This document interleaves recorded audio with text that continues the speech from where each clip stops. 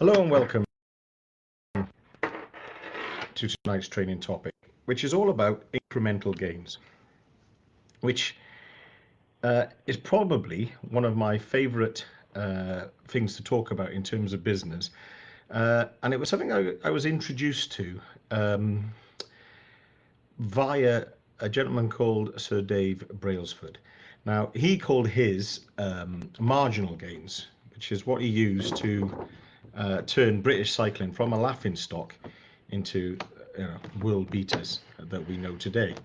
And a lot of the, if you like, the principles that we're going to talk to today can be seen in the DNA, if you like, of the British Olympic cycling team, and then Team Sky, and then Team Ineos Grenadiers more latterly. So it's a strategy that's proven to work in the sporting field, but a lot of the parallels that I look at from sport work with business, and likewise the other way around. Things that sport can learn from business, because sport now is business in many respects. So tonight's training topic is all about incremental gains.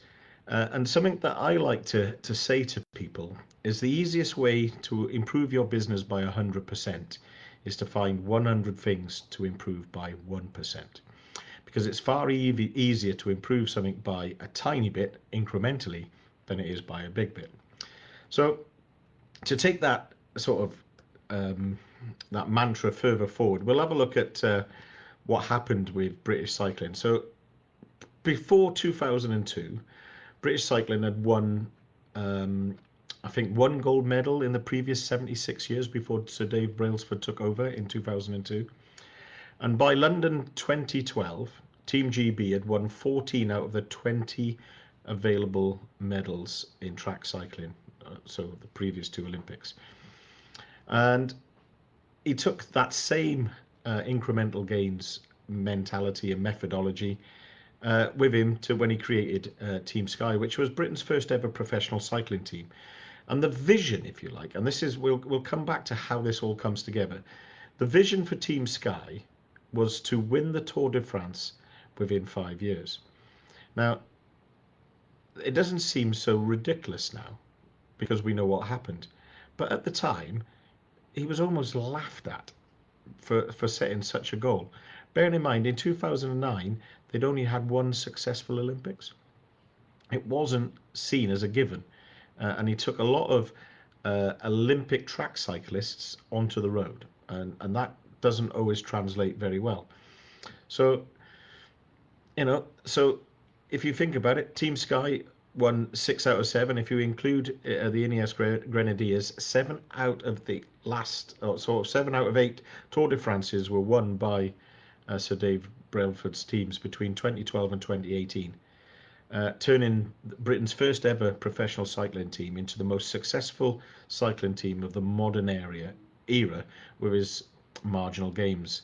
Now, the sort of things that they looked after, both in terms of track cycling and road cycling.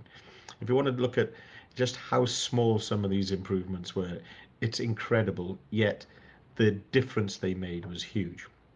So my favorite, and you'll often hear me talk about this one if you get me talking about this particular subject, is Dave Brailsford said, and this particularly wound up the Germans, was he said their wheels were rounder than anyone else's.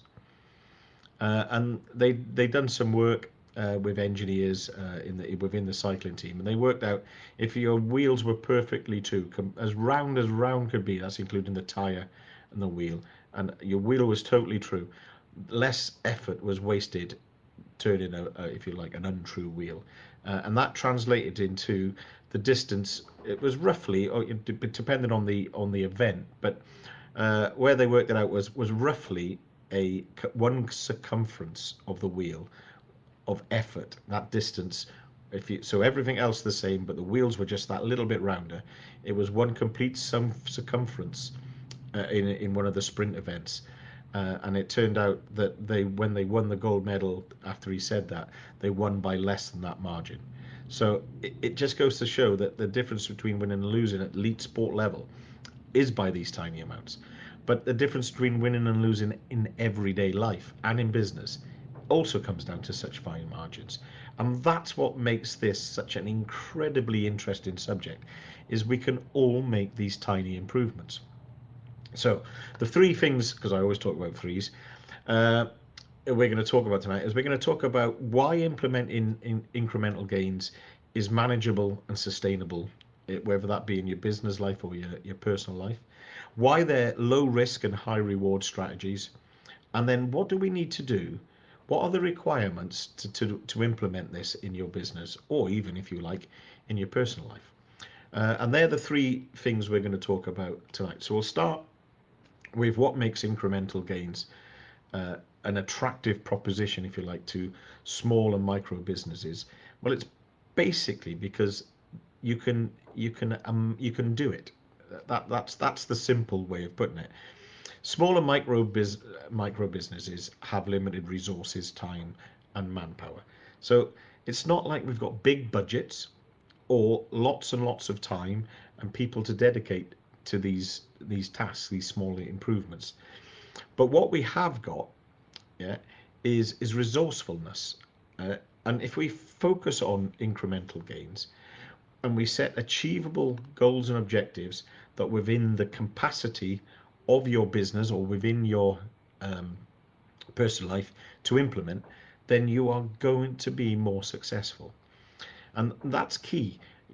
The fact that you want to improve your business by a certain amount or achieve an amount of turnover or amount of income at some point can seem so far away that the the the, the way to get there is such a big change that it seems so difficult to do, and it requires unlimited resources or resources that you don't have. But that's not true with incremental gains, because what we're going to do, we're going to improve one thing by a small amount, and then we're going to carry on doing that, and then we're going to improve another thing by a small amount, and they're going to compound over time to a massive result. That's the whole point of this stuff. So we're not going to do, big drastic changes that might be overwhelming or resource intensive. Yeah. What we're going to do is we're going to steadily improve our processes, products and services bit by bit. And that's the big difference. And everyone can do this, and every business can do this. There is an area to improve in every business. Yeah, and in most businesses, there are lots of areas to improve that could be improved by quite a lot. But what we're going to do is we're going to focus on improving them a little bit at a time. Yeah, and what we're going to do is we're going to keep adding value without committing too much of our valuable resources. We're going to apply a little bit of resources to it. So it could be a small amount of money, a small amount of time, a small amount of effort to get a small reward, a small improvement. Yeah. And what that does, this makes this program more manageable and sustainable in the long run. Yeah, you're not going to see, you can get quite good rewards in a short period of time, but that's not the whole, if you like, philosophy behind incremental gains. What it's about is making tiny changes and lots of them, adding up to something much, much bigger. Yeah, and that's what makes it sustainable.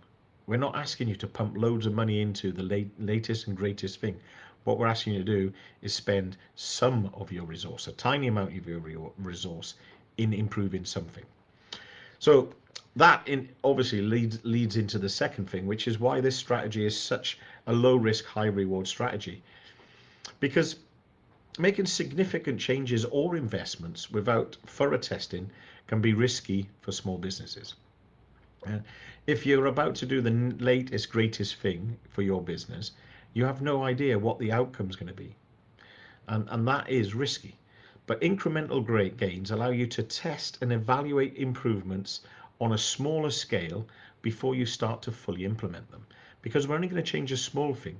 We can then have a look at the impact that small thing has and then decide whether or not to carry on. Are we going to do more of that? Or that didn't really do anything. That didn't really make a difference. That's what this does. We're not going to make big sweeping changes.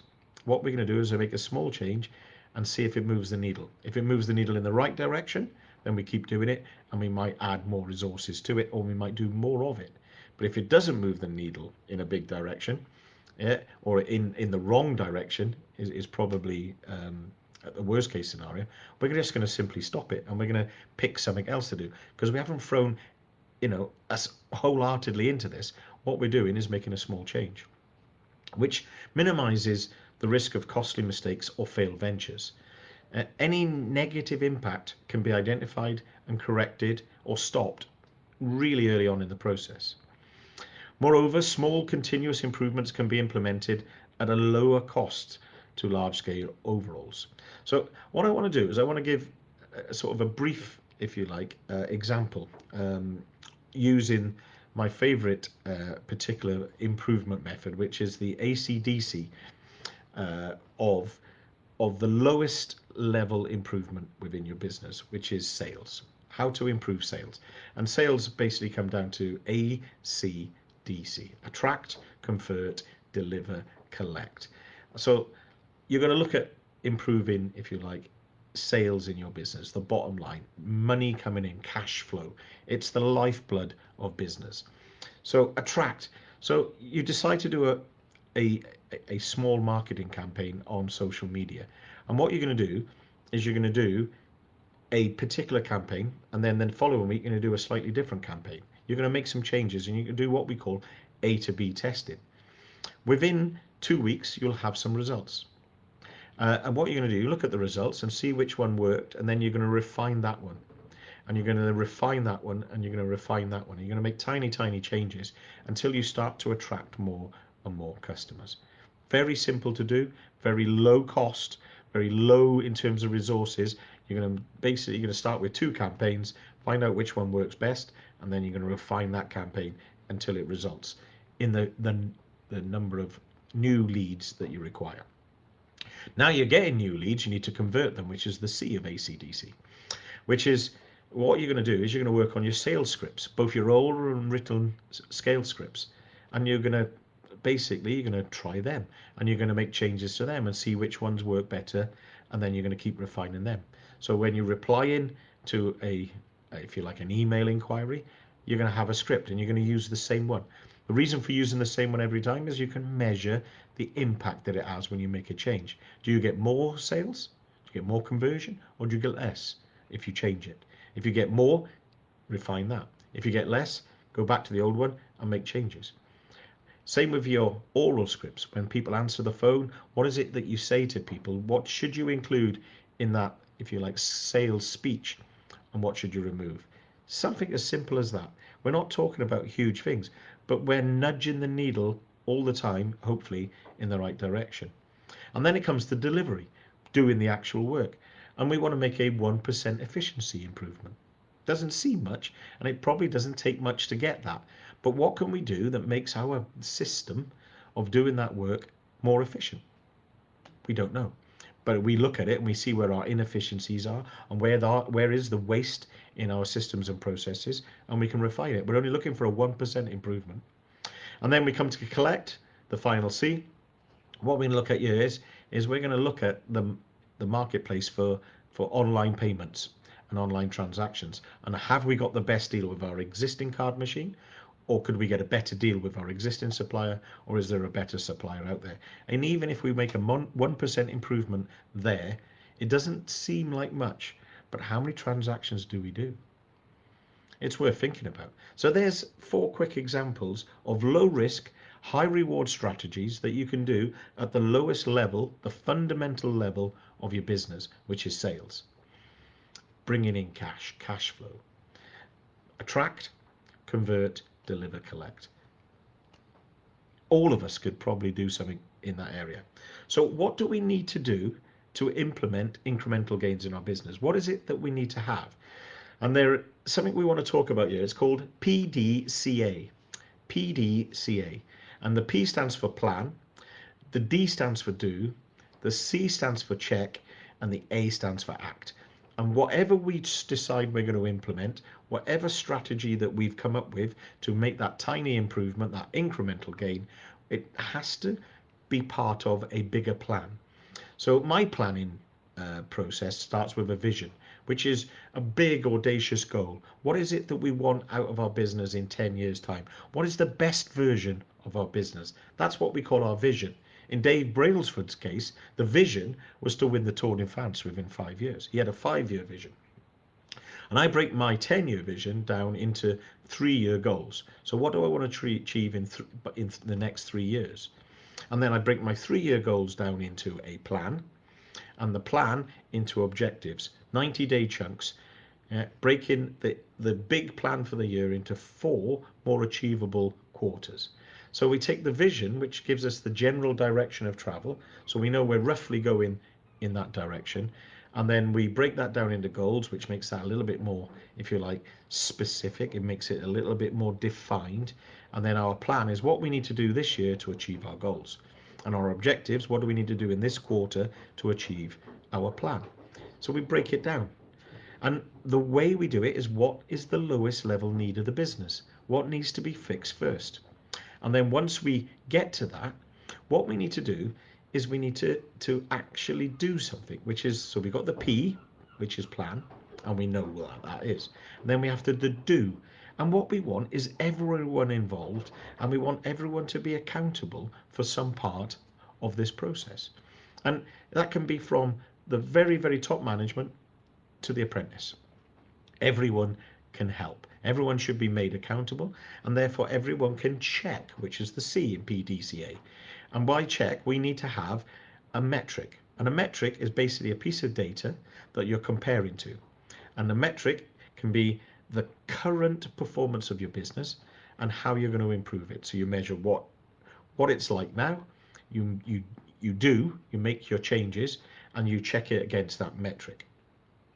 And are you making, if you like, the needle move in the right direction or in the wrong direction, or is it having no impact at all? And that's what you're doing. You're evaluating the impact of that change. And then the A in PDCA is act. You are then going to pivot, tweak, scrap, improve, refine, but you are going to take action. You're going to do something about it. You are going to keep that needle moving. And to do that, and this is another training topic that I'm going to cover in a few weeks' time, is we're going to look at the core. And that is commitment, ownership, responsibility, which results in excellence, core, which is something else that Dave Brailsford uses within his, if you like, his philosophy of how this change comes along. Because remember, a plan without action is a dream.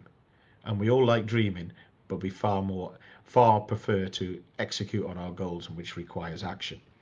So incremental gains can also be known as Kaizen, and we've done a training topic on Kaizen, but this is a little bit more about how we do it. What do we need to do it? Yeah? And all it involves is making small but continuous improvements over time, which compound into massive results. It's easy, it's low resource, and everyone can do it. But to be successful at it, you need to have a culture within your business where everybody buys in and everyone has ownership and are accountable to their part of the goal. Hopefully this has made you think a little bit about how incremental gains can be used within your business, and if it has, then I've done my job.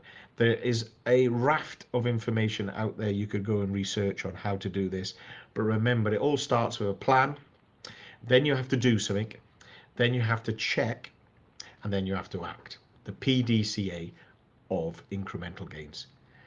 Hopefully that's been of some interest to you, and you're now inspired to find out what incremental gains you can make in your business. I look forward to hearing how you get on. Thanks a lot.